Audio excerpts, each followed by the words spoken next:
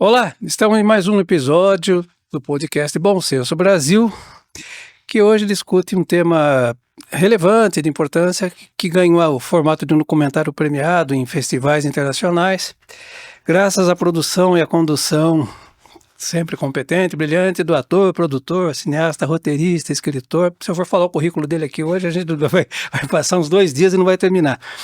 Meu amigo, meu privilégio, Vicentini Gomes, que também se faz acompanhar aqui no estúdio da presença do professor Jonas Soares, pesquisador, historiador social, que trabalhou na pesquisa do roteiro dessa obra. Vicentini, professor Jonas, bem-vindos. É um prazer tê-los conosco. Finalmente acertamos, né? Pois é, né? Tanta coisa que a gente combina e vê, né? Mas vamos lá, eu vou começar abordando o Vicentini. Por que um documentário sobre a justiça? O Zé, sim, só para fazer o professor Jonas pesquisou, mergulhou em mais ou menos 80 mil páginas, entre teses, dissertações, livros, artigos.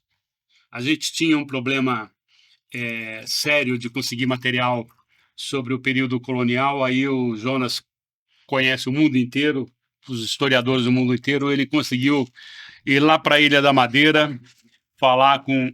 Já é morto ele, grande parceiro, grande amigo, ficou parceiro, amigo nosso também, o professor Alberto Vieira, que é um dos caras mais importantes na história da Ilha da Madeira, sobre vinho português, um dos estudiosos sobre o vinho português, etc. O Jonas, ele mandou de lá mais ou menos umas 10 mil páginas, né, Jonas, sobre o período colonial. Então a gente juntou, o Jonas mais a equipe mergulharam mais ou menos umas 80 mil páginas. Chegou para mim, para o roteiro já selecionado, mais ou menos umas 10 mil páginas, que eu fiz um roteiro aí de umas 300 páginas, depois, evidente, a gente foi cortando e ficou numa essência.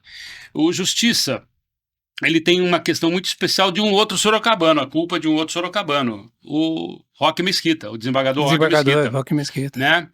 E o Roque foi meu professor em alumínio, eu estudei em alumínio, ele foi meu professor de história lá no colegial em alumínio, ele deu aula para mim 1 ano lá, e nós ficamos amigos.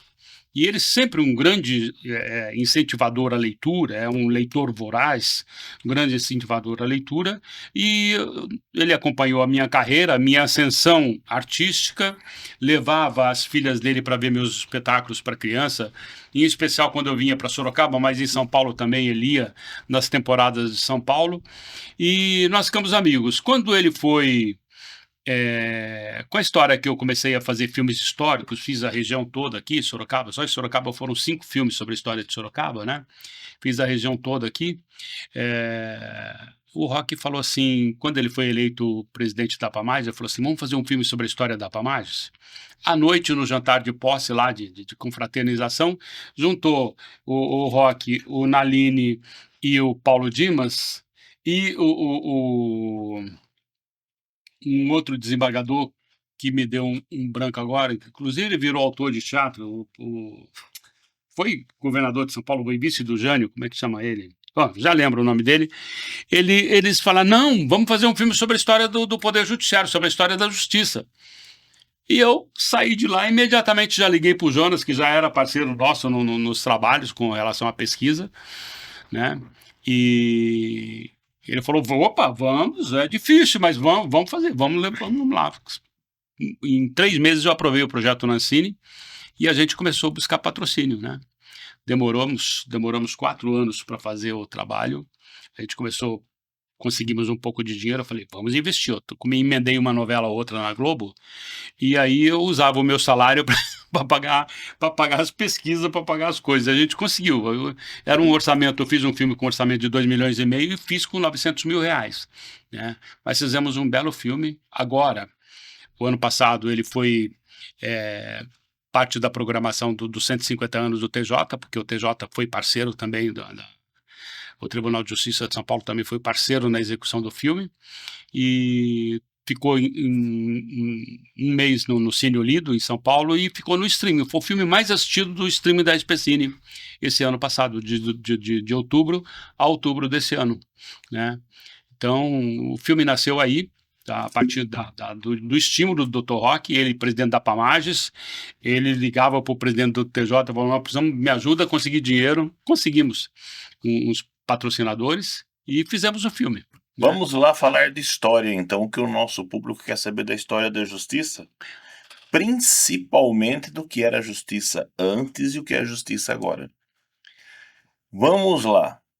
Vocês, o que sentiram no estudo de vocês, o que mudou? Quando a gente coloca assim, vamos colocar aqui, eu vi o trabalho de vocês, tem todo um trabalho desde do período colonial, né, do ponto de vista cultural muito importante.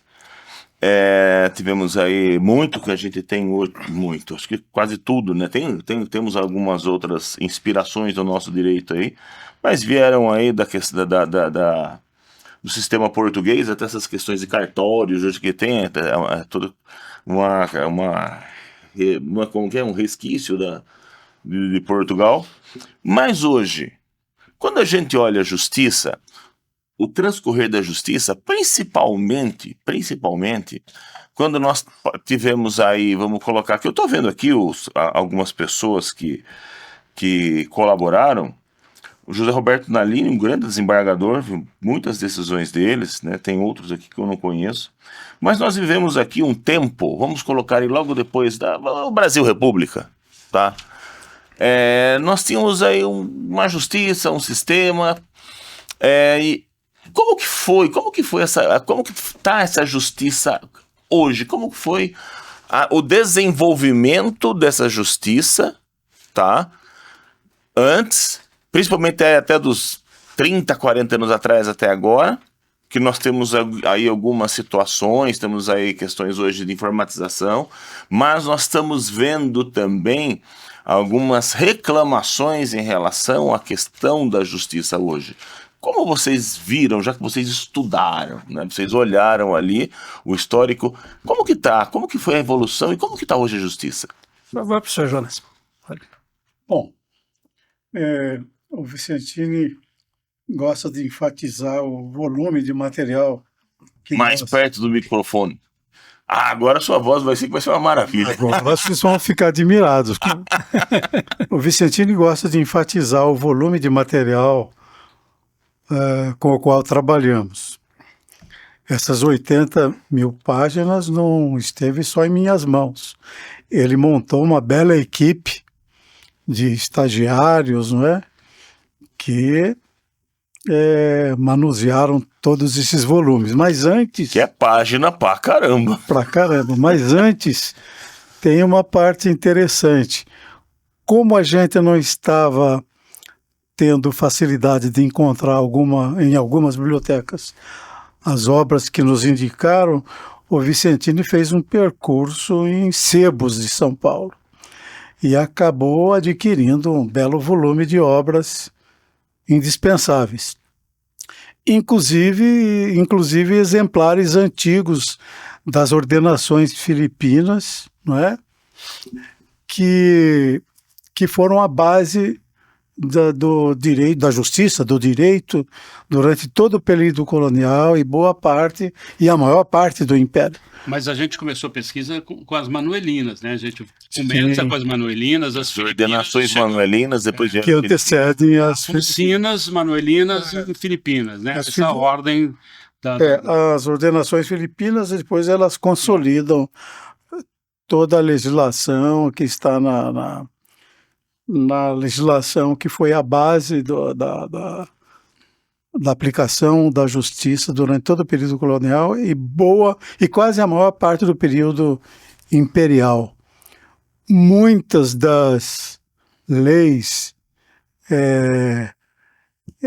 que estão nas ordenações filipinas acabaram vigorando até os princípios dos anos do período republicano. Dos anos 20, tem casos dos anos 20, a gente cita um no filme, eu faço isso com uma representação com atores, que foi executado. Aí na Bahia, o rapazinho perdeu os grãos lá. Essa você conhece a né? história, eu sei. Então, Eu sei essa é história. 1924, né, parece-me. O cabra lá fez besteira Sim. com a mulher e desceram o macete. Então, a lei de Italião, né? Olho por olho, dente por dente, que está nos O códigos cabra filipinos. fez conchambranças com a mulher lá. Inclusive aquela visão de que a lei existe para os mais pobres e despossuídos, não é? Ela continua plenamente vigente até hoje em todas as leis que vigoram no país. Mas foi um exercício interessante, porque eu não dominava esse assunto, então o Vicentini deu liberdade para a gente contatar especialistas. Um deles foi o professor Antônio Manuel Espanha, um dos grandes especialistas em jurisprudência do período de Portugal, não é? Desde a Idade Média até meados do século IX. Ele tem vários livros que são exemplares, mas por problemas de calendário, tanto o professor Romero Magalhães, da Universidade de Coimbra, quanto o Espanha, tinham pouca disponibilidade nas suas agendas. Eram professores de universidades famosas e eles indicaram, e nós já conhecíamos, o professor Dr. Alberto Vieira, um estudioso da história de Portugal, criador de um centro de estudos de história do Atlântico, não é? Aliás, ele é especialista em história do vinho, ele tem uma enciclopédia do vinho, e um dos volumes ele dedica ao vinho predileto dele, que é o vinho da Ilha Madeira. Mas ele se dispôs a vir para falar das ordenações manuelinas, ordenações filipinas, e depois fizemos contato com alguns outros professores sobre as leis, as constituições. Os constitucionalistas. Chamamos alguns professores polêmicos, mas a intenção era essa.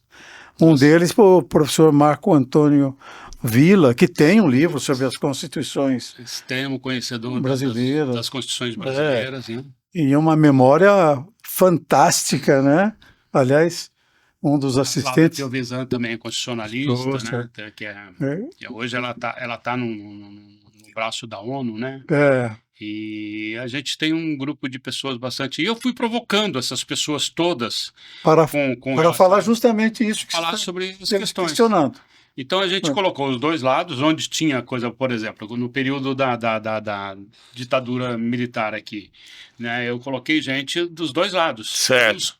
Que defendiam a revolução, outros a ditadura, né? E, claro, eu defendi o meu lado também, levei... Uns de direita, outros de esquerda. O famoso professor, esqueci o nome dele, que é um jurista consagrado e muito citado atualmente. Tóquio, foi lá. Eu tive, na verdade, possibilidade de ter depoimento de muita gente importante. Aí um dia eu chamei o Jonas, isso foi no Rio de Janeiro, essa nossa conversa. Eu estava fazendo a novela Joia Rara, eles iam para lá final de semana, a gente varava a madrugada, eu saía sem dormir para a televisão, a novela no dia seguinte, sábado, domingo, feriado. E o Jonas... Nós chegamos um dia falando, Jonas, eu não vou politizar o filme. Vamos manter o caráter informativo e história. É um documentário histórico. Então eu dispensei algumas pessoas, né?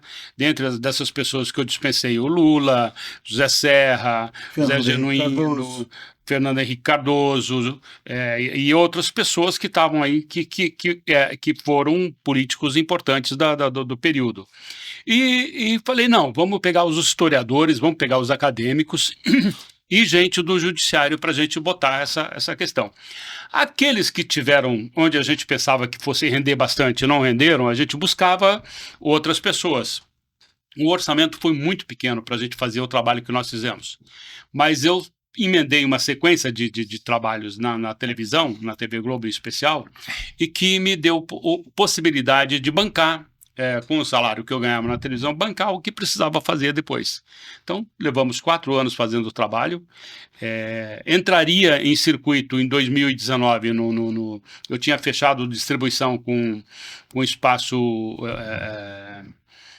com o Unibanco de cinema, que é o Itaú, né, que hoje já é Petrobras, lá com a Ademar, e aí chegou a pandemia e suspendeu tudo. Aí eu consegui negociar filme, e voltando agora, ele é muito mais atual hoje, com a polarização que nós vivemos hoje no país, do que foi em 2017, 2018, quando eu terminei o filme. Entendeu? Ele hoje é muito mais interessante, muito mais pungente com relação ao depoimento, ao conteúdo histórico que nós temos do que foi naquele período, que já era importante. Né? Antes de engatar a pergunta, eu vou aqui me redimir, porque eu omiti, e peço desculpas do currículo. O Vicentini tem pelo menos quase 30 novelas, 50 e tantos filmes, documentários, tal. Tem papéis de destaque em produções aí televisivas. Talvez um dos mais famosos, para citar poucos, né, tenha sido da Avenida Brasil, o Serjão, que a gente estava falando há pouco sobre isso aqui, e monólogos com os quais ele ficou em cartaz 10, 18 anos, enfim, tem uma trajetória artística das mais respeitáveis, né. Eu queria, ainda na esteira do que o Luiz falou, nós temos um modelo de justiça justo? Eu posso dar a minha opinião? Claro, Claro. não. Essa é a ideia.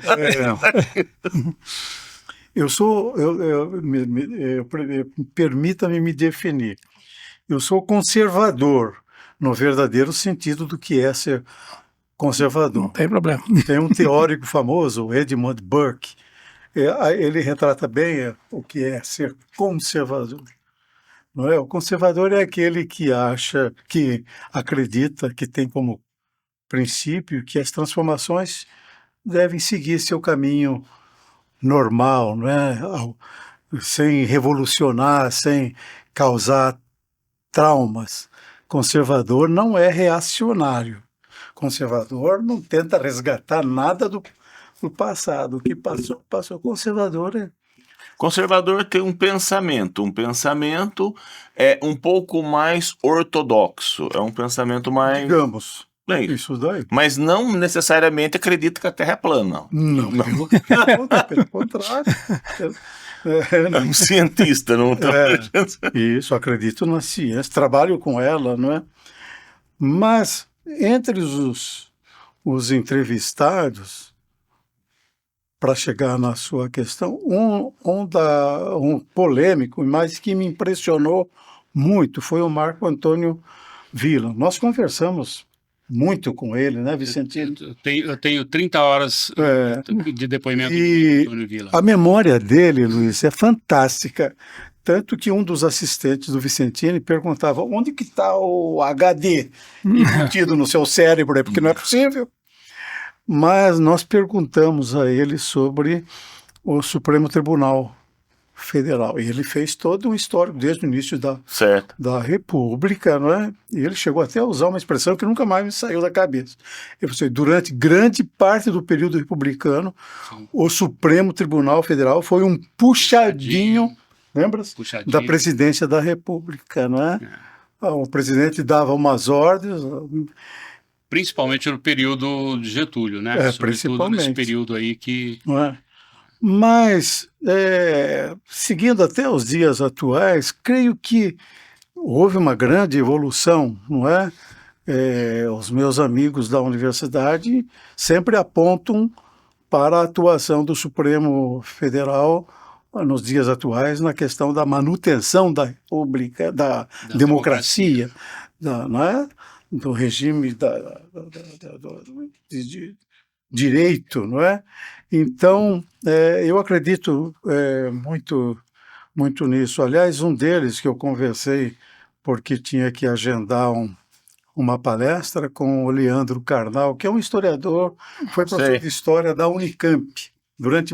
Foi ali que eu o conheci. Agora ele é uma estrela, não é? Nesses meios de comunicação, é um dos filósofos aí mais requisitados, mas ele chama a atenção para um detalhe. Ele fala assim, olha, quando é um jovem que me pergunta ou defende um regime autoritário, ou que clama por uma intervenção militar, eu explico pacientemente o que são direitos, não é? O que é democracia, o que é república, o que é republicanismo, não é? Que não se confunde com democracia. Geralmente, na democracia, o cidadão tem direito a ver cumpridos os seus desejos. O republicanismo de res pública, não é? Defende a legitimidade de você respeitar o bem público.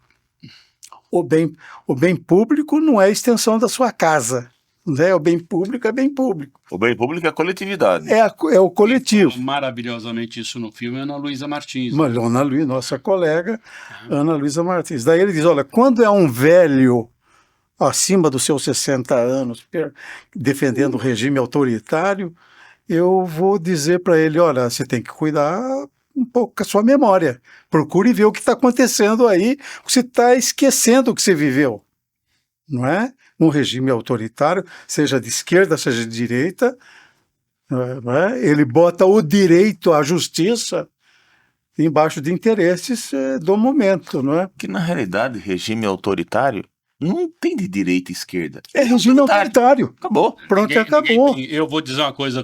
Falou tudo, é isso, Luiz. Eu falei muito pouco disso na minha vida. É isso que o Karnal termina na nossa prosa. Assim, olha, ó, você não tem direito à opinião. Não tem direito, não tem esquerda, é regime autoritário.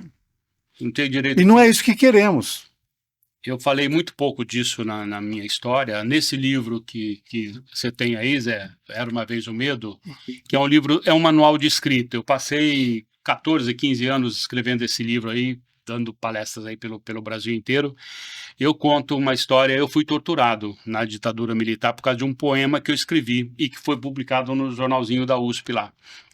Um jornalzinho que eles rodavam no mimeógrafo ainda lá, 1976. Não precisa falar de quando, porque falou mimeógrafo, né? 1976. Mas eu lembro.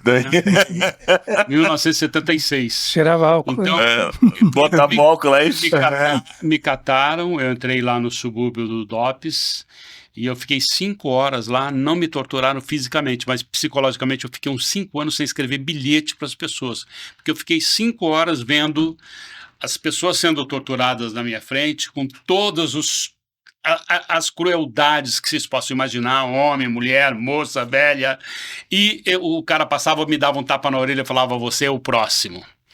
E eu fiquei sabendo depois que eu só não fui torturado lá, porque a diretora, eu trabalhava numa empresa chamada Companhia de Construção Escolar do Estado de São Paulo, Conesp, e a minha gerente lá, que gostava muito de mim, quando eu falei que ia buscar minha bolsa, que eles tinham achado minha bolsa lá, ela já ligou para o governador e falou assim, olha, eu não sei o que está acontecendo lá, mas preserva ele, porque ele é uma pessoa que é um funcionário que nós temos aqui de qualidade. E se não, ia ter apanhado. Não, sei lá, se eu tivesse vivo hoje, né?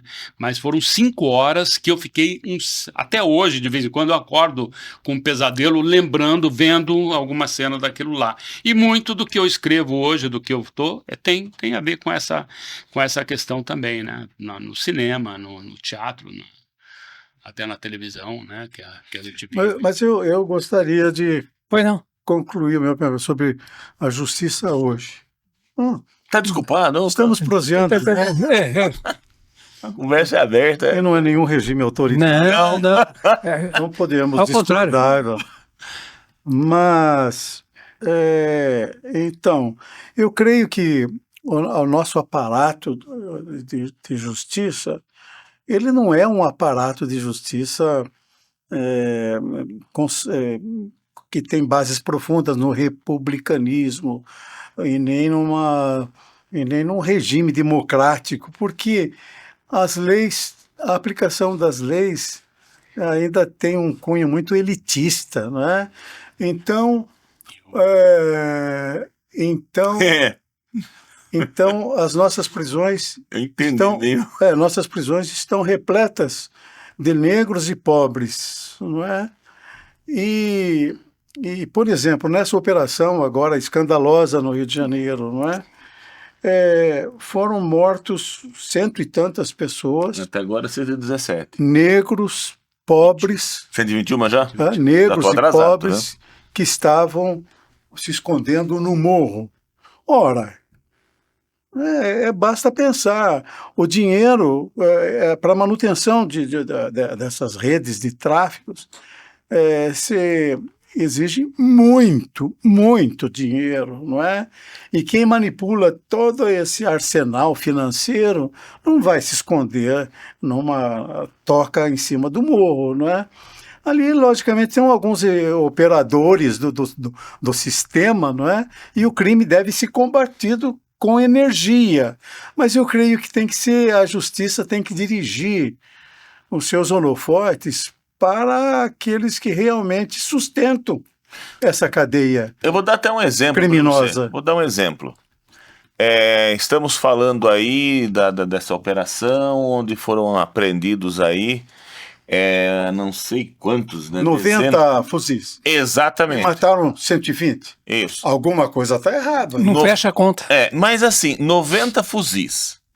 Muitos desses fuzis foram colocados para o crime por tipos como aquele deputado das joinhas lá que abraçava o cara do morro não tem contato. Exatamente. Então tinha deputado lá ajudando a trazer arma para o crime. Então a gente tem que começar a pegar a cabeça grande. Tem aí. Sabe, Luiz, eu ouvi hoje de manhã uma fala daquele deputado, Ottoni de Paula. E ele, aliás, ele se diz, olha, vou esclarecer, eu sou de direita, mas eu sou cristão. Não é? Aquela expressão que a conta não fecha, alguma coisa está errada. Eu fui, diz ele, fui visitar, não é? Essas favelas, não é? Então eu vi lá o choque que causou no povo simples, humilde, e a maior parte dos mortos foram negros, pobres, e não vai se resolver alguma coisa hoje no Rio de Janeiro. Creio que continua, passa uma semana, continua. Nem o nome da gente sabe, né? Sabe, Luiz, o que eu quis dizer com isso, amarrando aquilo que eu estudei na evolução da história da justiça, não é? Porque eu não conheço profundamente direito, mas de justiça. Você acaba concluindo que os mesmos mecanismos de exclusão e de preservação da elite continuam os mesmos dos tempos do Brasil colônia, quando a justiça era aplicada pelas câmaras municipais. É aí que eu queria chegar, quando a gente começa essa grande discussão da justiça. E a gente chega no Pelourinho lá antigamente, que era em praça pública, para que os outros não seguissem o exemplo, não se rebelassem como aqueles que estavam sendo castigados, para não se rebelarem. Como? Porque o poder constituído tinha que manter o status quo, né? Eu vejo uma diferença quando a gente faz uma comparação com justiça também. Vamos fechar aqui no justiça, na discussão nossa, mas eu vejo isso como poder público geral. Sim. Tá? Durante o desenvolvimento, durante a evolução de alguns países, tá? Vamos colocar aí, vamos colocar o Reino Unido, que é uma monarquia. Tá? Você tinha aí um sistema de justiça totalmente autocrático, dirigido aí pela nobreza. Vamos colocar a primeira, vamos dizer assim, manifestação que foi dos barões, foi na carta do João Sem Terra, na carta dos barões. Mas houve aí uma evolução, sim, e mesmo sendo uma monarquia, hoje uma monarquia parlamentarista. Que é mais republicana. Que muito. Exatamente. E você vê hoje um Estado de direito, tá? Já teve alguns problemas, mas você vê uma aplicação do direito um pouco mais substanciosa e mais democrática, tá? Sim. Você tem, por exemplo, uma evolução americana que também participou de um Brasil, de uma colônia, né? Não foi império, passou para a República direto, né? Mas teve aí problemas aí, ainda tem algumas coisas aí, principalmente na questão da segregação racial, ainda existe, mas ela é um pouco mais, bem mais, vamos colocar, democrática e mais calcada em lei, tá? Lei nos Estados Unidos, lei Reino Unido, Alemanha, França, lei é lei, lei é lei. Tá, você vê inclusive nos Estados Unidos aí, não paga imposto, você pode ser o maior bacana do mundo, você vai em cana. A gente vê vários artistas que foram presos porque não pagaram imposto. No Brasil, nós temos ainda muitos resquícios da aplicação do direito ou do poder público de tempo de império, de tempo em que existia os nobres. Parece que a nobreza no Brasil não acabou. Os senhores de engenho, né? Exatamente. Continuam. Eu fiz Exatamente isso. Eu fiz uma provocação. É a minha visão. Eu fiz uma provocação, você lembra disso? Eu fiz uma provocação para alguns desembargadores que foram presidente do Tribunal de Justiça sobre a questão do custo. Né? E o Nalini fala uma coisa muito importante. Que esse cara é muito bom, eu gosto muito dele. Muito inteligente. Ele fala o seguinte, olha, você precisa entender, para hoje, você mover uma ação tem custo, é caro. E vai ficar cada vez mais caro.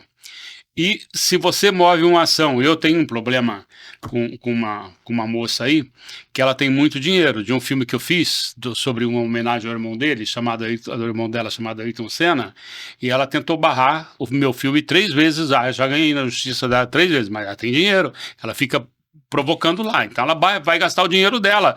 Aí eu já falei com o meu advogado, ó, agora vão pedir retorno, pedir indenização. Litigância de má fé. Então, exatamente. Então, se você tem, isso vai até o Supremo Tribunal Federal e vai continuar com os embargos, etc, demora 30 anos, 40 anos e a coisa não andou. Entendeu? Se você luta, se você trabalha, tem uma ação contra uma empresa grande,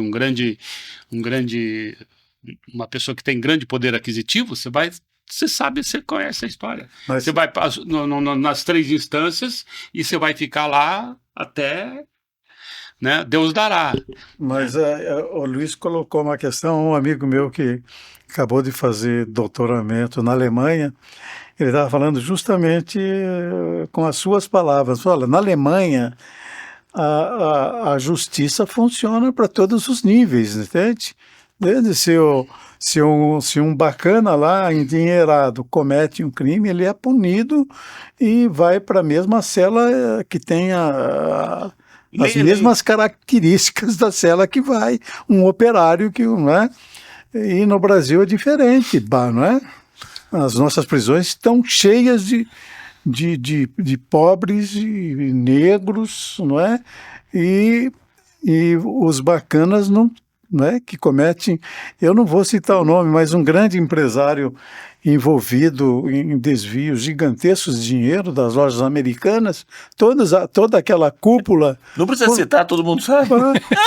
Foram milhões de dólares.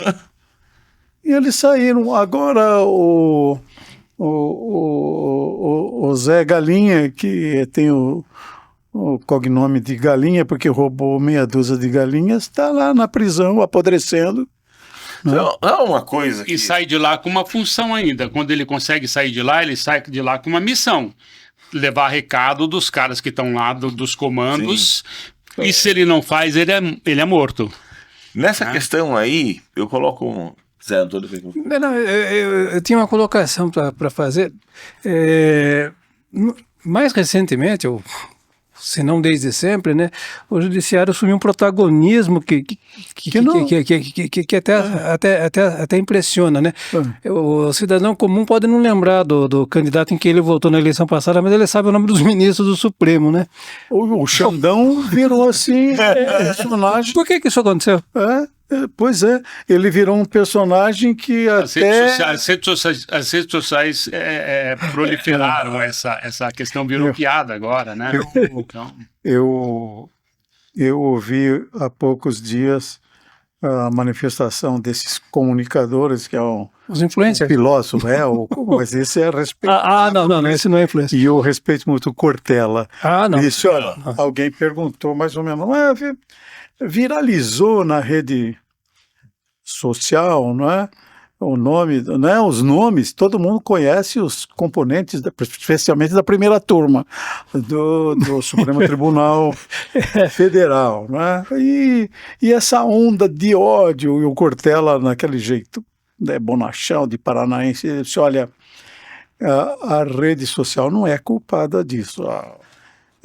O ódio já estava latente na sociedade, né? E essa sede de achar um inimigo comum está latente na sociedade. O que a rede social permitiu foi conectar todos esses portadores dessas sedes de vingança, e terem uma voz comum. E a rede social, né, e os algoritmos orientam todas as informações para... Se você consultar lá o preço de um sapato, você vai receber milhares de ofertas, de ofertas daquele sapato. Se mesmo. você pesquisa lá sobre o Xandão, né, quem o Xandão mandou para a cadeia, pronto, todos os atos, idas e vindas do Xandão vão aflorar na tela do seu smartphone, né?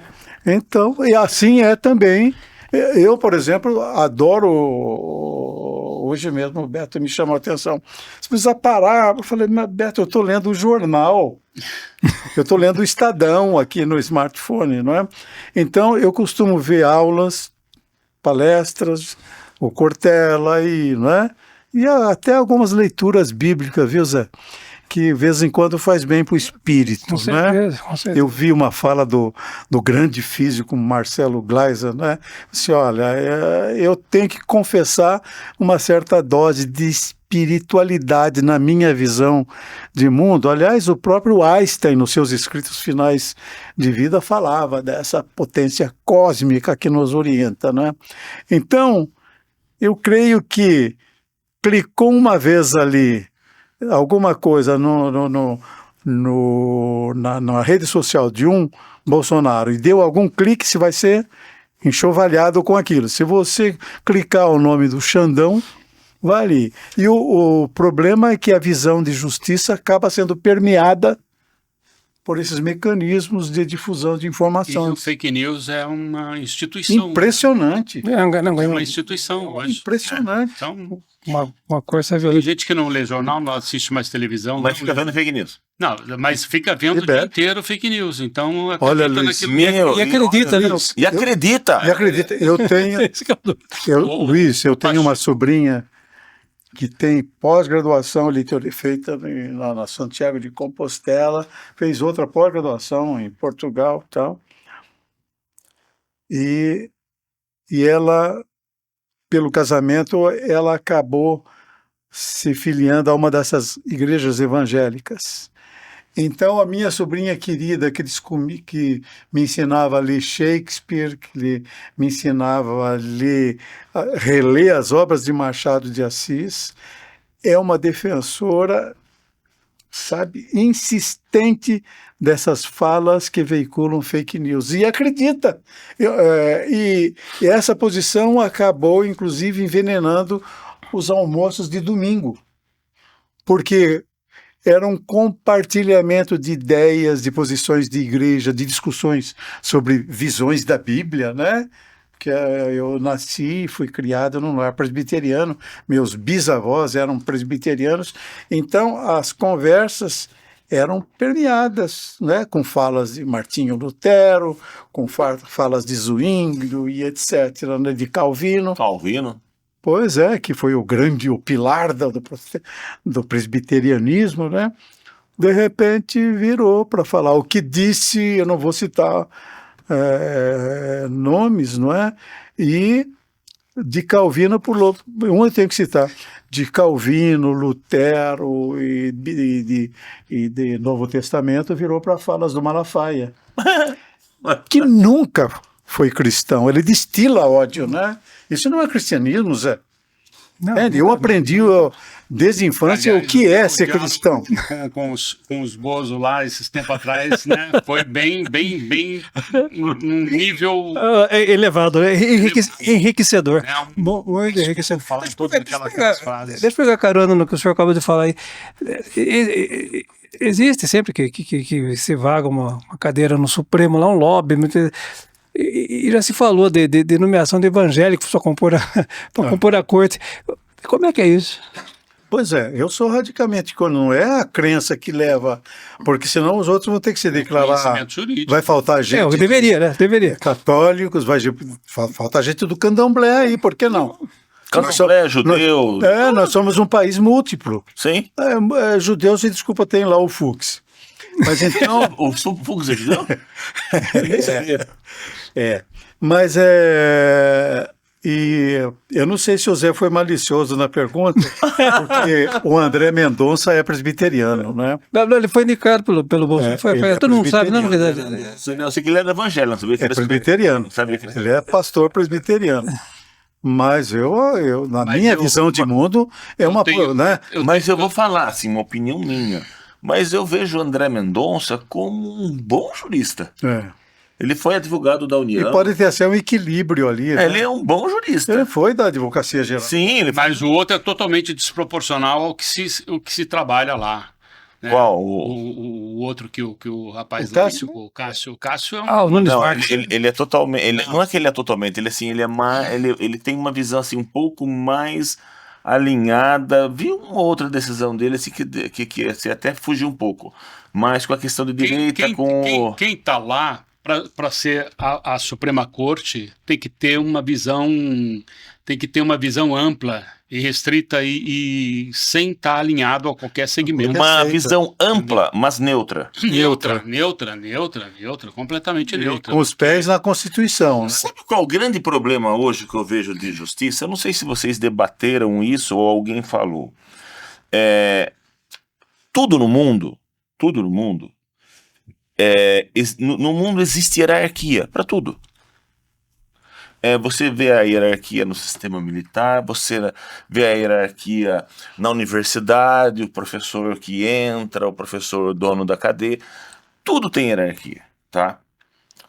No judiciário, eu não vou falar só no judiciário, eu vou falar no poder público como um todo, também tem hierarquia. Vamos colocar E o mais velho é o dono da e assim, última palavra. Primeira instância deve hierarquia à segunda instância. Que os dois devem, vamos dizer assim, tem uma hierarquia em relação ao STJ, que tem uma hierarquia ao Supremo. Só que no Brasil, criou-se uma situação de que primeiro, decisões de instâncias superiores, hoje você já tem aquela questão do súmula vinculante, alguma coisa. Não, mas não é precedente, não cria vinculação para o juiz de primeira instância, tá? Mas chegar na segunda instância, já tem validade. O TJ estadual já julga pensando no que foi decidido pelo... Existem alguns. Nós estamos tendo um problema, por exemplo, na Justiça do Trabalho. Foi feita uma legislação que quem legisla é o legislativo. Legislativo legisla. Não, nós vamos fazer algumas alterações por conta da evolução, por conta dos problemas relacionados aí ao mundo, né, adaptações que o Brasil tem, econômicas que o Brasil tem que fazer, fizeram algumas adaptações aí na legislação do trabalho, na CLT. Chega-se não, mas eu não aceito isso, não aceito isso. Chega-se até o STF. Aí o STF define, olha, o juiz de primeira instância não aceita. Mas peraí. Como assim? Não aceita. Aí você tem que entrar com uma reclamação no STF para fazer valer. O que eu vejo muito no Brasil, judiciário muito. E aí precisa do quê? De dinheiro. Porque é caro. E é caro. O cara que sabe fazer uma reclamação é caro. Eu sei fazer reclamação. Já ganhei alguma. Se alguém precisar... Vou fazer a minha propaganda aqui. Se alguém precisar. Mas então, não era para acontecer isso. Quando você vai em um país tipo Alemanha, Quando você vai em um país, Estados Unidos e Alemanha tem um sistema muito parecido com o Brasil, que hoje, atualmente, nós, vamos dizer assim, seguimos alguns princípios aí que vieram desde a Constituição de Weimar lá. Inclusive, muitos dos nossos juristas fazem pós-graduação na Alemanha. Esse meu amigo foi fazer um doutoramento lá. Mas lá é assim, juiz de primeira instância, primeira coisa, vai um caso X, o que diz a lei, aqui já começa assim, o que eu acho como juiz. Existem N decisões totalmente contra a legem, como a gente chama. Não, mas eu entendo que isso está errado. Gente, mas é uma lei posta. Ô, Luiz, o Vicentini perguntou para alguns dos depoentes, né, o que significa cabeça de juiz? Eu sempre coloco isso como uma crítica. No Brasil, esse é mais um dos pontos. Pode falar do ditado, né? Que Pode. Cabeça de juiz. Bunda de galinha. E bunda de criança, não sabe o que vem. Viu? Bem, Isso aí é um erro. Bunda de criança vem merda. É isso, gente. Cabeça de juiz tem que vir a lei. Vem a lei. Não pode ter essa comparação. Eu acho que é. Sabe, não dá. E existe isso, não pode, tá errado. Você não vê isso num país... Eu não editei isso no filme, mas assim, eu tenho um material vasto sobre isso, que a gente ria muito no processo da montagem do Mas filme, ria muito. Mas sabe, Luiz, do meu ponto de... Eu não gosto de me chamar historiador, eu sou um estudioso de história, né? E de um especialista em leis. É bom ver que alguns dos nossos pensamentos se coadunam. Com certeza, com certeza. Porque É bom senso. porque é bom senso. Eu ia chegar aí. É bom senso. Você vê que esse bom senso impera no direito germânico, quem tem suas raízes no direito romano, não é?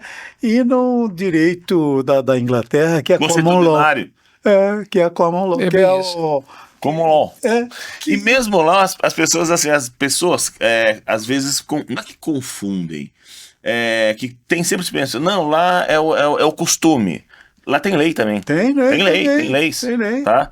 E uma coisa... Tem jurisprudência. Tem. E o interessante é o seguinte, né?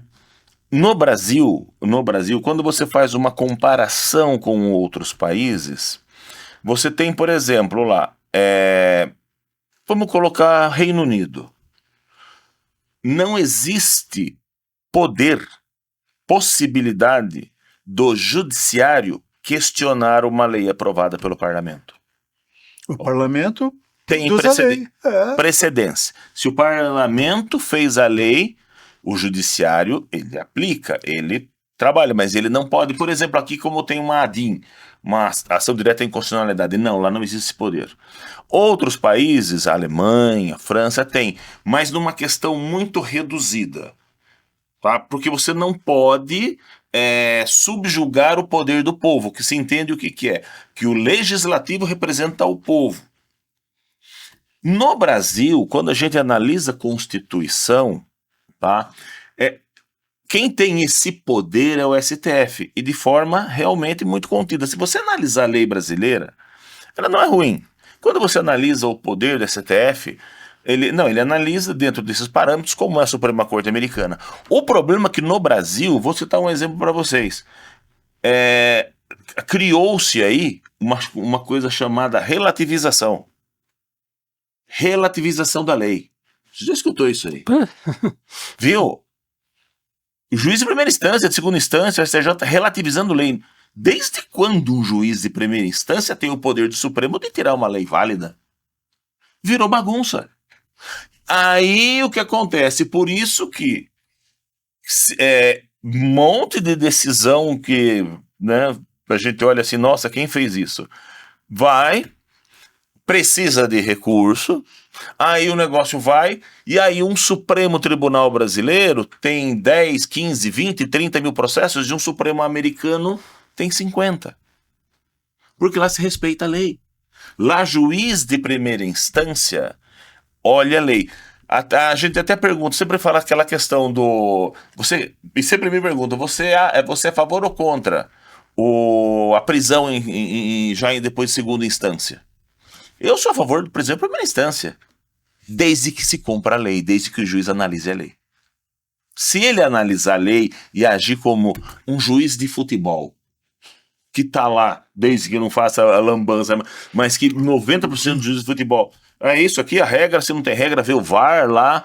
Se ele agir dentro da lei, vai dar certo. Mas Agora, no juiz de futebol, mesmo que ele faça lambança, dentro de campo ele é a autoridade máxima. O cara sai, ele expulsa o cara sai e vai embora. sim, sim.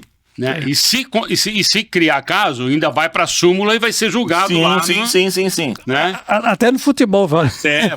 Então, Aqui não. é isso que a gente precisa, né? O pessoal, eu vejo muita briga de poder. Saindo do judiciário, agora temos aí o Tribunal de Contas. O Tribunal de Contas da União. Teve essa questão das delações premiadas aí, na questão do Lava Jato e tal. E estava discutindo, né, que o poder da lei penal, vamos dizer assim, aquele que impõe a lei é o Ministério Público. É ele que faz a denúncia, é ele que tem essa prerrogativa. Dentro do Brasil, aquele que denuncia o Ministério Público. Ponto. Quem analisa essa delação premiada, se vai fazer um acordo ou não, que isso é comum em outros países. A gente vê muito em filme americano, né?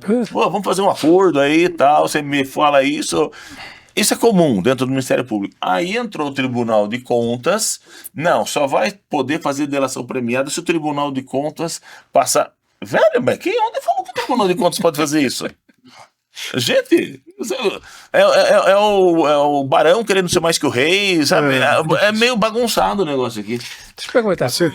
Desculpa, Vicentini, o Justiça, uma história, esse é o nome correto do documentário, é dirigido a quem? Só operadores de direito, público em geral? Quem que pode... Ao público em geral. Qual que é o feedback? Qual que é o feedback que você já teve? Ele avança para o público em geral, mas os operadores do direito têm um entendimento. Você tem uma noção, Zé? Eu fiz circuito universitário e fiz debate dentro das universidades. Foi debates contundentes. Em algumas faculdades de direito, chegava um determinado momento que os militares, os que eram militares, batiam o pé, resmungavam e saíam do meio do filme, quando falava sobre a ditadura militar. Saíam no meio do filme, xingando, iam embora. Entendeu? E isso gerava debates assim, muito interessantes. Entendeu? Pra você ter uma noção, o pessoal é obrigado a estudar a história do Poder Judiciário. O filme está lá.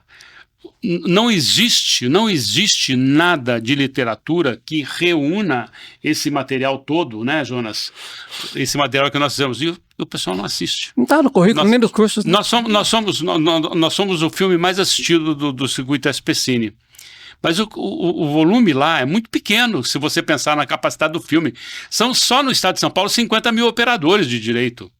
Se você colocar as instâncias, só no estado de São Paulo. No Brasil, nós somos, a faculdade de Direito, nós temos, sabe quantas faculdades de Direito temos no Brasil? 1.296. Em todo o resto do mundo, sabe quantas faculdades de Direito tem? 1.100. Portanto, no Brasil, nós temos mais faculdades de Direito que todo o resto do mundo. Que significa má formação, que significa não aproveitamento. A maioria desse pessoal não aprova não aprova na OAB e reclama da OAB, você não consegue passar no exame porque você é ruim. Entendeu? Pronto. Então, a maioria desse pessoal não reclama lá, acaba trabalhando, vai fazer outra coisa, mas tem o curso, acabou fazendo o curso universitário. E é um curso extremamente importante. Apaixonante. É importância. É apaixonante. Estados Unidos,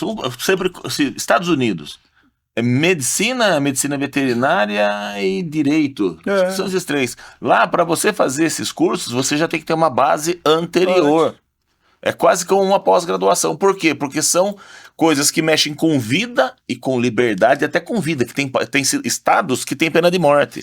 Então, lá, a importância do curso é extrema. E as pessoas, quando entram na faculdade de Direito americana, eles entram com outra cabeça. Vou dar um exemplo. O filme que fala de história da justiça, para mim, tem que ser obrigatório. Como que você vai fazer um curso de direito, aparece um material desse, vou ver, não vou ver. Não, você tem que ver. Até para criticar, né, Luiz? Você tem Pra que você ver. colocar em Você pode questão. criticar, mas você tem que ver. Isso aqui é um projeto chamado Cinema em Circuito. Eu vou mostrar aqui na sua... Pode mostrar. Tá? Cinema em Circuito. Eu mandei isso daqui para mais de 500 faculdades em todo o Brasil. Entendeu? A proposta é levar o filme dentro da faculdade. O aluno paga o ingresso, um ingresso de cinema normal, a gente estava cobrando R$20, em 2018 eu estava cobrando R$40, e porque eu levo um cinema para dentro da faculdade, eu tenho que montar um cinema dentro da faculdade, né?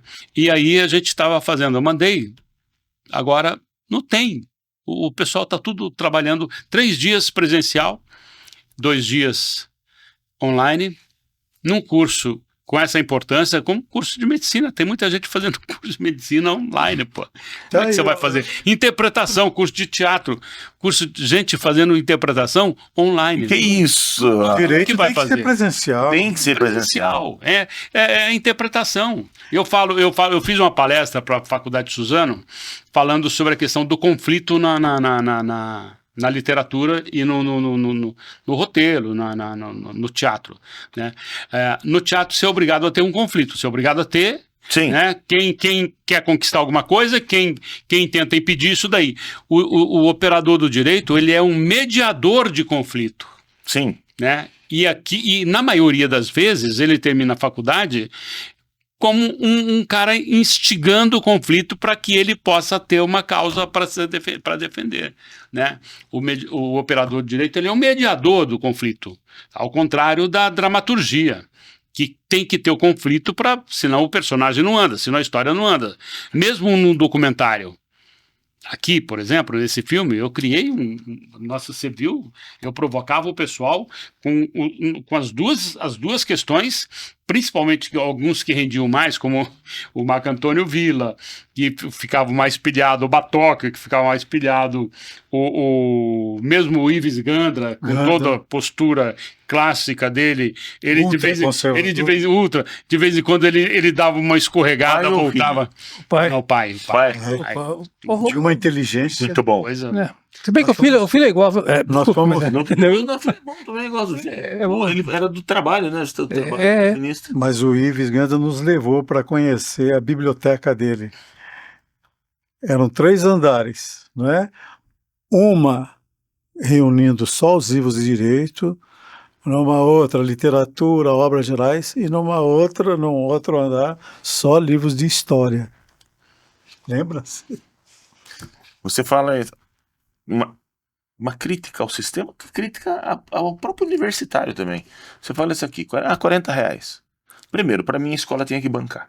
Eu também acho. Tá, a escola tem que bancar, porque isso aqui deve ser parte integrante. Devia estar no currículo, né? Devia estar no currículo, ver esse tipo de material. No currículo. Tá, porque Não, tá no história. currículo, mas eles têm o quê? 6 meses, 8 meses sobre a história do Poder Judiciário? Como que você vai estudar Tem esse disciplina? conteúdo? Eu nunca vi. Mas isso aí, esse material você tem que ter disponível. A faculdade, você tem um material, que hoje em dia é difícil você encontrar material bom. Então, se você tem, então você tem que mostrar. Não, mas vamos dizer o aluno vai pagar. Vamos colocar agora o interesse do aluno. Como eu falei, eu conheço um pouco do sistema de ensino americano. Lá, quando o pessoal está na universidade, eles buscam. Eles correm atrás. É um outro mundo, o pensamento universitário americano. Ali, para eles, tanto que eles fazem o diabo. Eles fazem até, vão disputar a Olimpíada, uma coisa que eles buscam a bolsa para entrar na universidade. Vou pedir uma permissão para você para fazer uma parte aqui numa questão. Eu fiz um projeto para o MEC, era MEC ainda, não era nem MINC, de popularização do teatro. Eu rodei o Brasil inteiro com um espetáculo chamado Confidências de um Espermatozoide Careca, que é um texto do Carlos Eduardo Novaes, que ele chama de autobiografia do absurdo, que ele fala da história dele em paralelo com a vida do Brasil. Um pocket show, o público ria 1h30 É verdade. no palco. E eu falava de todas as histórias. Ele é filho de militar e um cara que lutou sempre contra.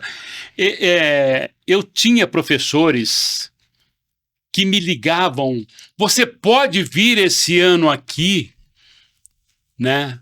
Em fevereiro eu tinha uma agenda que eu fazia do Brasil, eu tinha agenda marcada com público, casa lotada. Às vezes o MEC me pagava o salário para ir nas escolas, na faculdade e ensino médio, para ir falar como eu sempre fiz bastante televisão, para ir falar do teatro e levar esse público no final de semana, sexta, sábado e domingo. Não era para fazer o espetáculo na escola, era levar no teatro. Tinha professores que me ligavam, olha, nós estamos te esperando, por favor, já estou falando com os meus alunos. Eu fui lançar meu livro em Santo André, sua terra lá, entendeu? Na Casa da Palavra, e eu falei assim, eu vou fazer esse livro aqui, História Sem Fim de um Mundo Sem Pé na Cabeça, que é para todas as faixas etárias, é um livro de crônicas. Falei, eu vou fazer um material e eu vou nas escolas provocar o público. Saiu em todos os jornais, Rádio Jornal, Televisão do ABC, eu dei entrevista para um monte de gente e saiu em tudo quanto é lugar. Eu fui um dia, numa quinta-feira, falei, vou na quinta-feira e levar pelo menos umas 40 escolas para fazer divulgação, porque eu fiz uma novela no SBT chamada Cúmplices de um Resgate, e essa molecada ainda assiste, já passou no SBT umas 4 vezes, passou num monte de lugar no mundo inteiro e é top 10 da Netflix, né? A Netflix passa como série lá, eles cortaram uma quantidade de capítulos lá e passa lá. Eu visitei mais ou menos pelo período da manhã umas 20 escolas, eu fui recebido em 3 escolas. E uma delas, a Escola Américo-Brasiliense, a diretora minha, a coordenadora minha, disse, ô Vicentini, tudo bem? Eu te conheço já desde a época que você vinha fazer espetáculo aqui. Eu falei, então, eu queria deixar o material para você falar com os seus professores de literatura para estimular os alunos. Ela falou assim, a gente não pode mais. O Estado proibiu a gente de fazer qualquer divulgação. Eu falei, mas é literatura. Não pode mais. Eu falei, mas se entrega pelo menos. Ele falou, eu te prometo uma coisa. Eu não podia fazer, mas eu vou fazer pelo que eu te conheço, do seu trabalho. Eu vou deixar na sala dos professores. Eu falei, já tá bom, deixei lá e fui embora.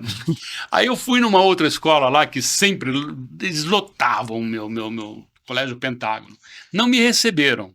Mas aí eu fui numa escola de teatro, me receberam, que o pessoal era meu amigo, fui lá, bati papo, marquei, voltei na semana seguinte fazer uma palestra para os alunos lá, foi bem bacana.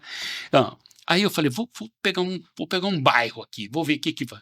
Aí a hora que eu cheguei num bairro, parei numa escola, a moça veio, uma senhora que cuida da faxina lá da porta, falou assim, ai, você é da televisão, não é? Eu falei, sou, você assiste a novela? Assiste.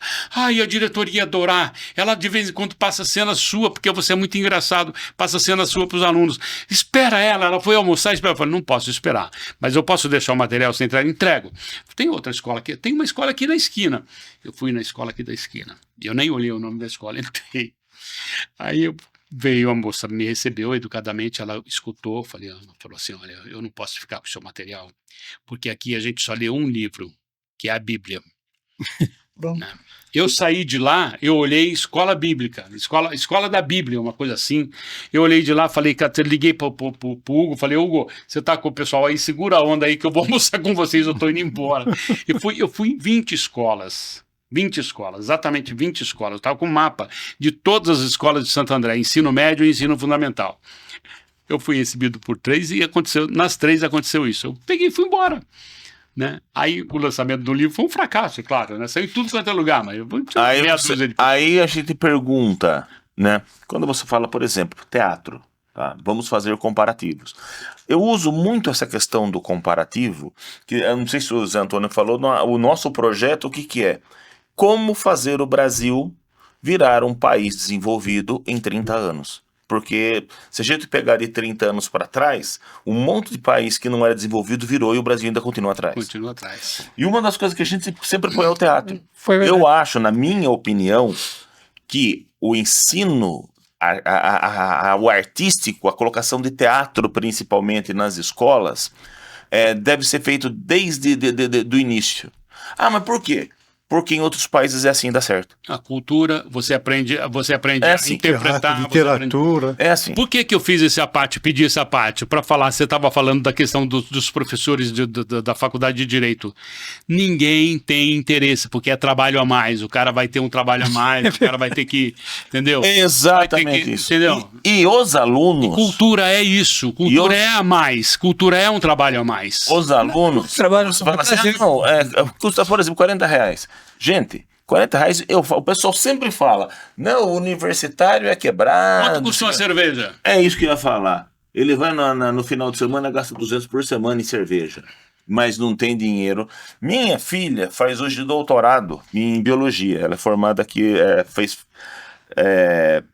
biologia aqui, a graduação e o mestrado aqui no UFSCar. E hoje faz o doutorado. E ela fala, pai, é complicado, viu? Os professores às vezes vêm, vamos fazer um passeio em tal lugar, né, para visitar uma caverna, alguma coisa, ou um órgão aí que seja de proteção ambiental, tal. Eu não tenho dinheiro, mas tem dinheiro para comprar um beck. É duro, né? Eu fiz um trabalho na Unesp, uma série que veiculou pela TV Culturas, Consciência na Cultura. E alguns professores lá me deram muito trabalho. Eu, fazendo o trabalho deles, eu estudava a tese ou a dissertação deles, ou até o pós-doutorado, eu estudava, buscava toda a pesquisa. O Jonas sabe que eu sou CDF, eu vou lá e vou a fundo. Buscava toda a pesquisa, citações que ele fazia, eu ia buscar a obra que ele fez citação lá e voltava. Aí alguns começaram a me dar problema. Um dia, eu continuo lendo muito, de madrugada, né? Eu não tenho tempo, mas à madrugada eu tiro, pelo menos para ler alguma coisa. Eu sempre leio aí, pelo menos uma vez por mês, um livro diferente, fora os que eu tenho que ler normalmente. Eu descobri um conto do Machado de Assis chamado As Academias do Sião. Vocês conhecem? Não. Procurem conhecer. Aí eu peguei e falei, puta, isso aqui. Fiz cópia das Academias do Sião e levava dentro da minha mochila, na minha pasta de trabalho.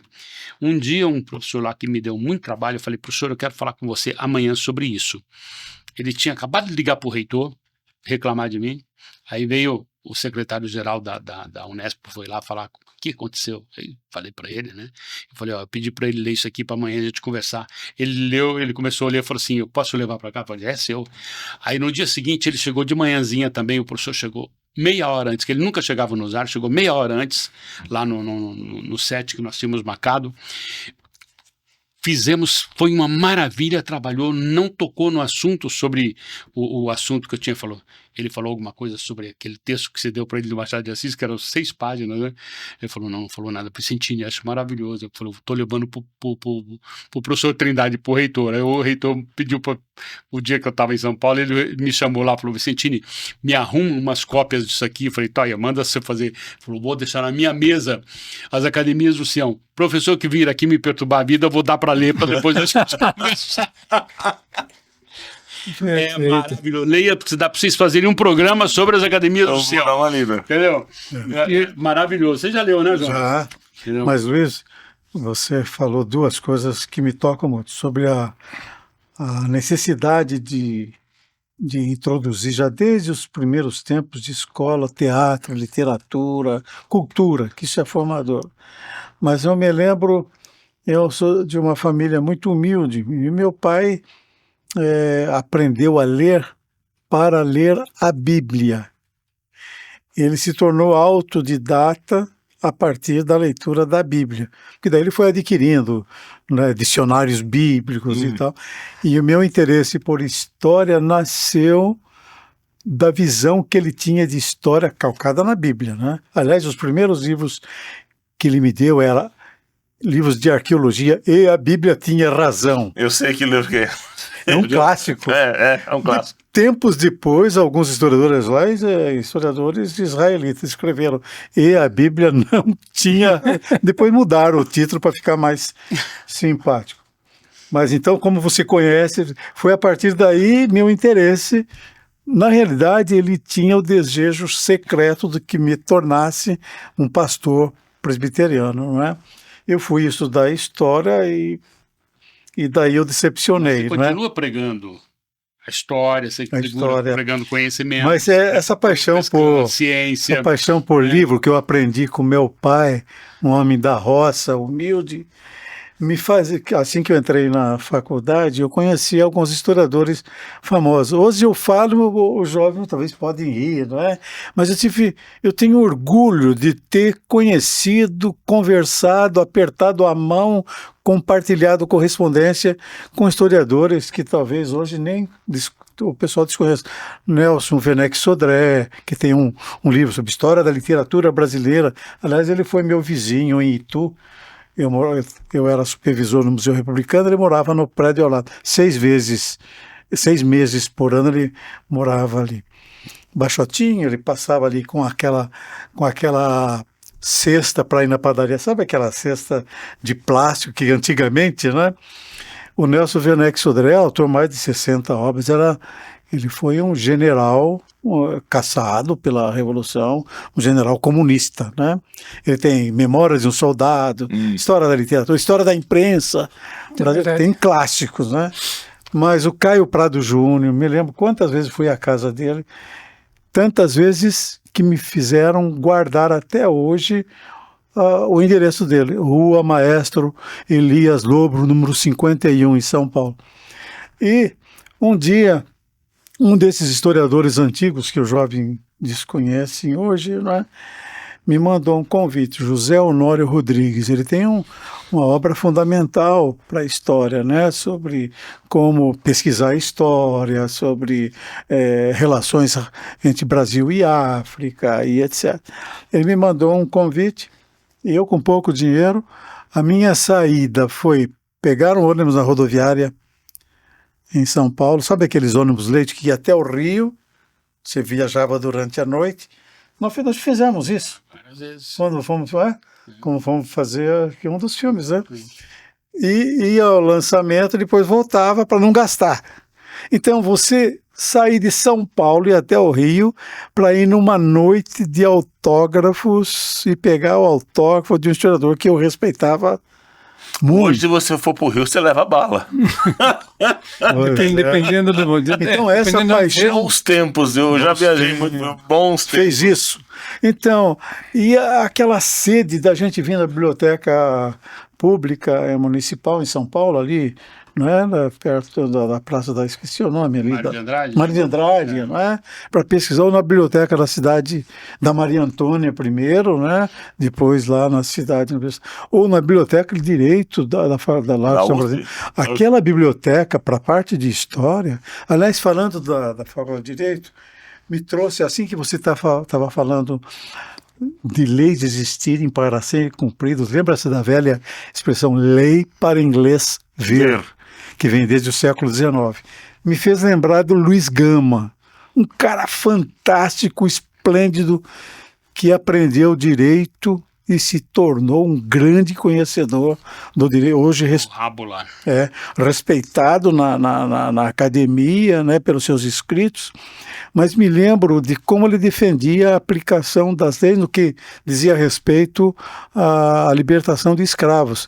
Uma famosa lei de 1831, chamada Lei Feijó,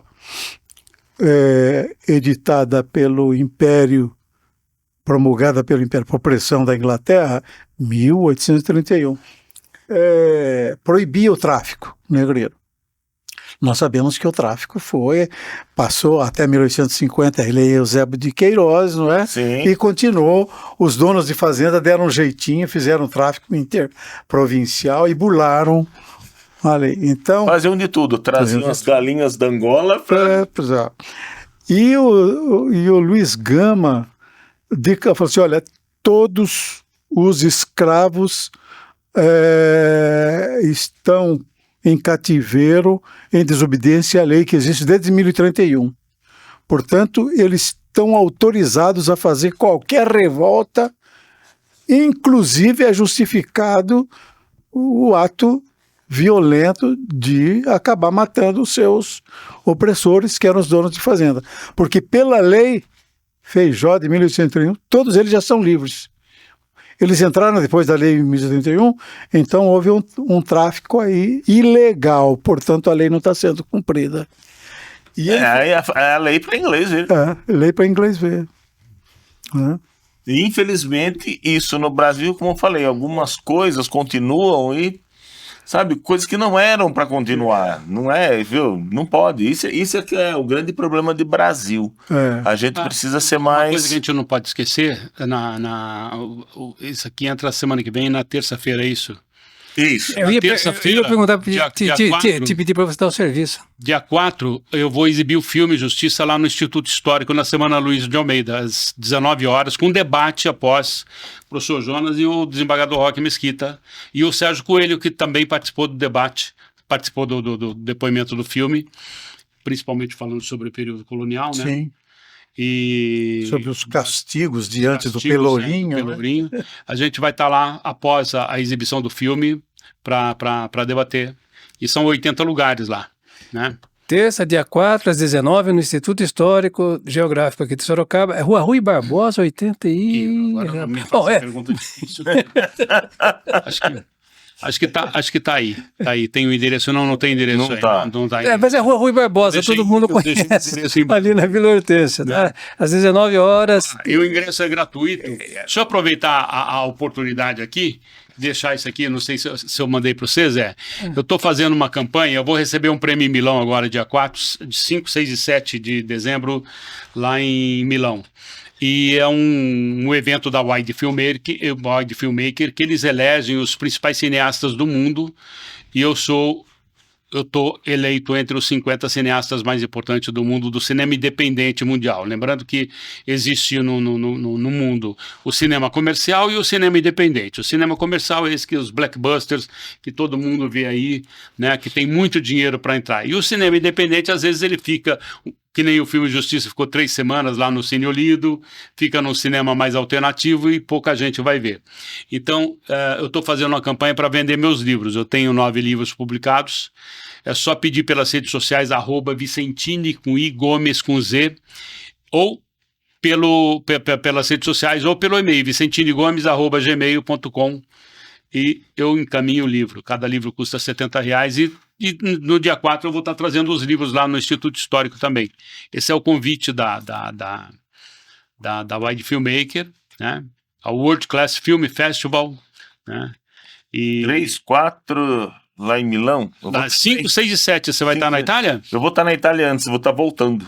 Eu vou estar 5, 6 e 7, eu vou estar em Milão. E eu vou estar indo para lá, principalmente, isso que me interessa mais, por isso que eu estou fazendo essa campanha. Foi um ano bastante complicado para a gente aqui no cinema, apesar das leis que estão aí em abundância, que já eram para ter saído, mas o dinheiro vem do governo federal para o governo do estado, que segura o dinheiro lá, aplica e não passa esse dinheiro, passa só no final do ano, porque tem um ano inteiro que rende, o governo municipal é a mesma coisa. Não entendi, conte-se para mim essa burocracia. Já eu conto, mas deixa eu só concluir a questão aí. Eu vou porque, assim, patrocínio aqui no Brasil, o empresariado brasileiro não tem o hábito do mecenato, não tem o hábito de patrocínio. Ele fala assim, eu não vou patrocinar por lei Rouanet, lei do audiovisual, eles podem vir fazer uma devassa na minha conta aqui. Gente, se você paga o imposto, você tem... Mas aí que está o problema, né? 4%, 5%, depende da lei, até 6% que você pode, ao invés de pagar para o governo, do que você paga de imposto, você doa para uma... Ou não precisa ser arte, cinema, teatro, música, até em questões sociais, até esporte, você pode doar. Ao invés de você pagar para o governo, você destina do que você... E divulga a sua marca gratuitamente nos cinemas do mundo inteiro. Então, eu vou porque eu tenho agendado lá com distribuidores e produtores italianos que vão financiar um próximo filme meu, o Doutor Hipóteses 2. Que bacana, que boa. Primeira mão, gente. E o Doutor Hipóteses é o filme brasileiro mais premiado durante a pandemia. Eu fiz um filme sobre a pandemia, só de melhor ator protagonista eu ganhei 53 prêmios com ele, entendeu? Nos 5 continentes. Então eu vou lá, principalmente eu tenho essa campanha. Quem quiser ver, tem livro para todas as faixas etárias, para criança, para adulto. Difícil a vida da cultura no Brasil, né? Porque você falou, tem que fazer isso, tem que fazer aquilo. Difícil a vida da cultura. Périplo. Você tem que passar a carequinha o tempo todo para todo mundo, meu amigo. Não é mole, não. Então, antes de você falar para mim essa questão da burocracia... Vou falar. Eu quero que você fale como que a gente resolve essa questão da cultura. Como que a gente melhora a cultura no Brasil? O que está faltando para a gente chegar e começar a produzir cultura, sabe, em um nível americano? Porque eles fazem cultura deles ganham dinheiro e exportam a cultura deles pra gente. E as pessoas investem e o cinema americano, por exemplo, enquanto a gente batalha aqui para ter 2 milhões, 3 milhões para fazer um filme de terceiro escalão americano é 25 milhões de dólares. 100 milhões, 80 milhões, 200 milhões de dólares para fazer um filme de qualidade. Você passa 3 anos trabalhando com a melhor... Por isso eles fazem o melhor cinema do mundo. Mas a gente tem uma coisa, a gente tem a criatividade, eles têm a técnica, eles são quadrados. Se eles saírem daquele lá e não tiver aquele dinheiro, eles não fazem. A gente faz com pouco dinheiro. O filme Justiça é um filme que a gente fez com pouco dinheiro. E eu fiz milagre para a gente conseguir o trabalho que a gente fazia. Meu salário da televisão, todo mês eu tirava 20% e deixava para fazer pesquisa, para comprar livro, para pagar o Jonas, para pagar o Hugo, para pagar um, para pagar outro. Eu tinha, todo mês eu deixava isso daí. Mas o Oscar desse ano ajudou um pouco? O problema é... Desculpa, só concluindo aqui. Perdão. O problema é mentalidade. Você estava falando que seria importante, você pensa que é importante, o ensino da arte, o ensino da cultura, da literatura. A literatura é obrigada. Tudo que é obrigado tem resistência. Então, você tem que provocar o aluno a fazer teatro, você tem que provocar o aluno a fazer dança, você tem que provocar o aluno a ir ao cinema, você tem que provocar o aluno... Eu falei para você que antigamente os professores me ligavam pedindo para agendar o espetáculo, eles queriam levar os alunos dele para ver o teatro. Eu ia na escola, debatia com os professores, debatia. Hoje você não entra na escola, hoje o professor, não, por que eu vou fazer? Vai me dar trabalho. Isso acontece muito. Entendeu? Sem falar que... É questão cultural mesmo. Entendeu? Num levantamento estatístico aí, chegou-se à conclusão que 70% da população do Brasil não leu um livro durante um ano todo. Eu tenho um amigo que agora é tradutor juramentado, especialista em traduzir da linha do russo para o português. Então ele morou um tempo na Rússia, em São Petersburgo. Sim. E ele ficava admirado dos amigos dele da universidade. A criançada tinha um rapaz lá de 15 anos, que ele morou junto com a casa, já tinha lido toda a obra de Tolstói, toda a obra de Dostoiévski, toda a obra de escritores russos com 15 anos de idade. Eu acho que, em parte, isso responde... Eu gosto muito de história, né? Eu gosto muito de história. Então eu cresci... Fez direito, tem que gostar de história. Eu cresci, eu sempre contei um livro que eu tenho até hoje não, depois consegui achar num sebo também, que eu gostei. Eu estava no segundo ano do primário, né? Era um livro do Jules Verne, A História do Mundo. Sim. Tá? Aí eu li esse livro em 3 dias.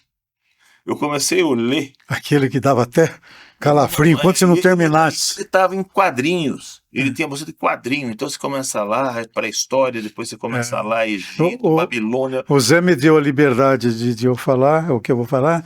Essas leituras davam tesão, não é verdade? Exatamente. Então, e o que eu vejo hoje, né? E sempre gostei de história. Estudava, tirava notas muito boas, gostava. Eu era até... Eu era um nerd diferente, que o nerd é aquela pessoa que as pessoas têm mais assim, né? Eu nunca fui mais assim. Eu gostava de ler, eu lia enciclopédia. Mas eu vejo hoje algumas coisas, por exemplo, a falta de história, do pessoal conhecer história. Eu vejo assim, quem lê, quem sabe a história, vamos lá conversar, falar sobre a Revolução Industrial inglesa, tá? O porquê a Inglaterra, o porquê países europeus deram um boom em desenvolvimento. E a gente sempre tinha, né, aquele estudo, aquele parâmetro que lá eles trabalhavam a manufatura e Brasil era monocultura. Fornecedor de matéria-prima. Exatamente, e monocultura. E eu falo, olha, se você começar a analisar hoje Brasil, que o pessoal fala do agronegócio, eu respeito muito, mas hoje nós somos uma grande monocultura. Outros países estão crescendo, produzindo, nós estamos comprando produto acabado. Isso aí já aconteceu na história, a gente estudou isso. As pessoas não sabem disso. Falei, você não lê história, você não teve colegial, você... Não. As pessoas leem, Caramba! as pessoas leem por obrigação, leem. Às vezes eu fiz um trabalho aí em vários estados brasileiros, fazendo palestras para professores de ensino médio de literatura, e alguns professores de vez em quando chegavam assim: onde que eu acho o resumo dos seus livros? Porque eu doava. Onde que eu acho o resumo dos seus livros? Porque eu tenho que falar dos seus livros para os meus alunos e eu não vou ter tempo de ler o seu livro. Eu falei para o senhor, o livro que você está recebendo, em uma sentada você lê o livro, 120, 130 páginas, 140 páginas, você lê em 2 dias se você pegar o livro para ler. Você lê os livros. Eu acho que eu escrevo razoavelmente, né, dinâmico, entendeu? Então, aí as pessoas leem, né? Então, Mas foi falar em resumo, o Gustavo, né? Eu falei, Gustavo, ele fez uma pergunta, falei, avô, afinal de contas, o Bentinho, do Dom Casmurro, realmente ele foi traído e tal. Eu pedi um resumo no chat. GPT? Eu falei, filho, uma obra deliciosa, você vai pedir um resumo? Eu vou dizer para você, para literatura, para redação, para história, cuidado com isso, porque vem um monte de citações erradas. Um monte. Tem muito advogado no chat GPT fazendo besteira. Aliás, vem até um avisinho lá embaixo. Esses dados foram coletados por inteligência. Ele busca principalmente na Ele busca o que está disponível. Sim. Né? Wikipedia é furado, completamente. Eu falei, Gustavo, pega esse livro, é delicioso, tem 3 versões aqui na biblioteca, eu tenho lá uma pequena biblioteca, vai ali, pega aquele livro. Pequena biblioteca. Você em 3 tempos você lê, e é uma delícia a leitura. Daí você me responde se o Bentinho foi traído, se a Capitu traiu o Bentinho. Eu fiz o Dom Casmurro com no Escobar, teatro, né? Eu fiz no teatro e fiz para televisão, na TV Cultura, esse projeto Consciência na Cultura. E no teatro eu pedi para Marici Salomão, que é uma jornalista, crítica de teatro hoje, e é uma diretora lá da escola de teatro lá da Praça Roosevelt. Ela fez a adaptação, a gente inspirado na tese da professora Maria Augusta Ribeiro, lá da Unesp de Rio Claro, e eu fiz alguns debates, algumas faculdades de Direito, a gente apresentava o espetáculo e fazia o jurado depois com um debate sobre a questão se o Bentinho era culpado, ou se a Capitu era culpada ou não, né? Não tem como você chegar a uma conclusão, né? Ele não diz, né? Brilhantemente. Ele não diz, né? Machado não diz, né? De uma Deixou para sua cabeça pensar. de uma maestria tão grande, né? Que... É um livro impressionante. Sei ali. Eu já reli não sei Não, quantas vezes. Flores Póstuma também. Eu Bascubas acho também. que- Eu reli Dom Casmurro não sei quantas vezes, e a cada vez eu descubro. Fiz 5 anos no teatro. Pergunta do milhão? Vamos lá. Passa a pergunta do milhão. Bom, na verdade já foi respondida, né? Várias Depois vezes, mas depois desse faz mais painel uma. todo aqui, mas como a gente trabalha com perspectiva futura, né? O que dá para fazer para que a gente tenha um país daqui 30 anos, né? Mais ou 30 menos, mais ou menos 30 anos, mais justo, mais equilibrado, com mais justiça? Qual que seria o primeiro passo que você dá? Para mim, o primeiro passo, o Luiz já falou várias vezes, é investir pesado em cultura. E investir pesado e sabendo que nós não temos uma cultura, é um país que tem um repositório de culturas de diversas matizes, não é? Tem que valorizar essas diferentes culturas distribuídas por esse imenso país, todas elas merecendo o devido respeito, mas a consideração da importância da cultura e dessas diferenças, não é? Culturais do país deve ser ensinada desde não é? A escola, para mim, todos os países que nós admiramos, que alcançaram um desenvolvimento tão rápido durante tão pouco período, pelo menos eu, que tenho 80 anos, assisti, por exemplo, o desenvolvimento da Coreia. A Coreia do Sul era um país, digamos, que tinha o mesmo nível do Brasil. Menor em termos de população, de território. De economia. De economia. Em 50 anos, olha o passo que deu. Mas o investimento que eles fizeram na cultura... Então, Na educação, né? Olha o investimento na escola. Hoje nós assistimos Ganha filmes Oscar. coreanos. Né? Filmes Séries coreanas, do dorama da vida. Dorama. Sabe? Sim. A Globo está produzindo em horizontal agora. Começou a produzir para o site. Eu tenho uma série, acabei de escrever uma série lá, você leu, né? Que é o que eu inventei um terapeuta picareta lá, que ele era um cara que perdeu tudo e ele acabou criando uma coisa. Depois do Doutor Hipótese, que eu fiz o filme na garagem, eu estou criando, virou um estúdio para mim lá na minha garagem, virou estúdio. Eu boto o cenário lá, eu escrevi essa série, que são séries curtas de 10 minutos, 9 minutos, 10 minutos cada episódio, e que falam a coisa. Mas a cultura é a essência do conhecimento. Uma cultura é hábito. Nós precisamos criar hábitos culturais. A cultura é não só a questão do teatro, cinema, televisão, literatura. A televisão, o pessoal tem o hábito de chegar, hoje já nem tanto mais, para sentar, assistir a sua novela, assistir a coisa, assistir o seu programa favorito. Hoje são os canais de streaming. As minisséries. Você tá lá, mudou-se hábito. Internet. Então, eu acho que é um desserviço muito grande, muita coisa que acontece na internet hoje, tem que ter uma regulamentação disso para que seja estruturada, né? Essa questão de liberdade de expressão, isso é balela, tem que ter regra. Você tem que ter cuidado. E eu acho que para isso também, Vicente... Criança não pode estar vendo algumas Ela não coisas tem o discernimento que você tem. Não tem. E para isso também seria... Isso a gente sabe que a gente já foi criança também. Mas para a valorização e difusão da cultura, é muito importante também que meios de comunicação como as TVs, não é, investissem nisso. O sociólogo Gessé de Souza estudou na Alemanha, fez doutoramento na Alemanha e lecionou na Alemanha. Então, ele analisa o papel dos canais de televisão estatais da Alemanha, que é difundir cultura, discutir isso que nós estamos discutindo aqui, não é? Em horário nobre, não é? E o tempo todo veiculando filmes científicos, música debates, clássica, música clássica, música. A própria BBC de Londres, que também ele cita isso também. É? Ele cita.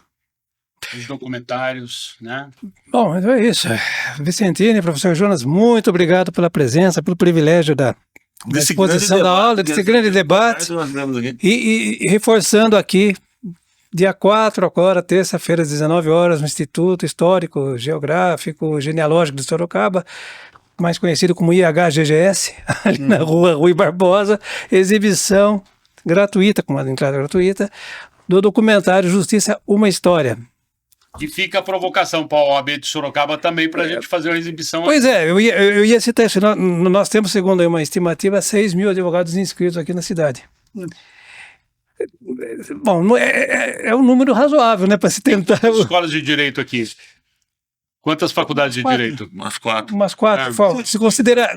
Itu, né? Itu 5. Exanc, Uniso, Unip e FAD. 4, né? Pois Sem falar que um filme desse pode contribuir para essa luta de vocês de tornarem a nossa justiça mais justa. Eu fiz vestibular aqui para a Faculdade de Direito, né? Fiz aqui e fiz lá em Mogi das Cruzes. Aí aqui eu tinha passado, se eu tivesse feito no período o vestibular por período da manhã, eu teria passado no exame vestibular. Como eu queria estudar à noite, eu não passei, não fiquei classificado para a noite. Aí eu fui estudar em Mogi das Cruzes, fui fazer a faculdade, fiz a Brás Cubas lá, fiquei 2 anos de Direito. Aí um dia, um debate desse acalorado com um professor, que eu era do centro acadêmico, então eu vivia criando problema para muita gente lá. Aí depois que a gente viu o Saque Banzete, a polícia chegou e arrebentou tudo lá, e eu cheguei e falei... Bem lembrado, vamos lá, o Vicentino nos deu uma informação Vai sair o Saco Vanzetti, é isso? Saque Vanzetti eu estreio em 2027, que eu completo 50 anos de carreira, 100 anos da execução de Saque Vanzetti. Quem não conhece a história, é o maior erro da justiça americana de todos os tempos. O que está acontecendo hoje, nós falamos muito de justiça americana, o que está acontecendo socialmente nos Estados Unidos hoje é a mesma coisa que aconteceu em 1927, a perseguição aos estrangeiros, as questões raciais, as questões culturais, etc. Eu vou trazer isso em debate. É um espetáculo solo que eu estreio em 2027, que eu completo 50 anos de carreira e 100 anos da execução de Saque Vanzetti, que é uma das minhas paixões de história, porque você sabe que eu estudei muito, eu tenho toda a obra sobre Saque Vanzetti, e quando eu escrevi, o professor Jonas fez o prefácio da Ana Luísa Martins, mas o Jonas faz um pós-fácil, um trabalho sobre a apresentação de quem era Saque Vanzetti, e eu não consegui alguns dados aqui, o Jonas me ajudou, mas até hoje nós não tivemos retorno no período pandêmico dos institutos históricos, dos museus e das questões que eu perguntei sobre navegação, essas coisas, mas os museus italianos me responderam no dia seguinte e o Museu Saque Vanzetti também me respondeu, me passando todas as informações, e eu consegui fazer o filme. Eu lancei o livro durante a pandemia, chama Café com Leite. Vai virar filme também. Tá bom, muito obrigado pela participação. Até o próximo episódio.